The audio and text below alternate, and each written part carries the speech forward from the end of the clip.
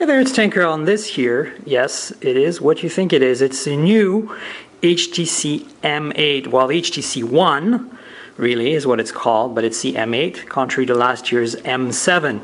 So, what is it all about? It's gorgeous, I tell you. I just want to hold it and not even do this video, but just hold it. So what they've done here is taken the formula from the HTC One with all the great design cues and made it more awesome, because it was already pretty awesome. So what we have here is a newer, bigger display. It's a 1080p 5-inch display in the front. And inside is a Snapdragon 801, so it's been upgraded in every possible way in terms of specs.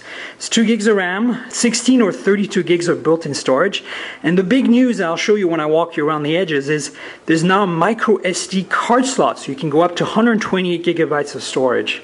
As you notice in the front here, there's a 5 megapixel camera up here, some sensors, and of course the 2 boom sound speakers. You can see them here. Notice the keys are now on the display, not separate keys, which is kind of awesome because we get 3 keys to play with again. And same unibody, awesome aluminum design. As you can see here on top, there is a little plastic window that hides the IR sensor and the power button on the top. On the bottom here you see the headphone jack and micro USB data and power port. So that's pretty much a bit of a change in layout there. On this side here is the SIM slot. It's actually nano SIM and is on some markets dual SIM. That's why it's pretty wide, as you can see. And then on the other side here, on the right hand side, you see the volume rocker, and right above it is that microSD card slot. So that's basically the layout. In the back is kind of a bit of a surprise. You still see the awesome design here with the unibody and the plastic molded right in, HTC logo. You see this really cool brush surface. But it gets really interesting here up top with the camera.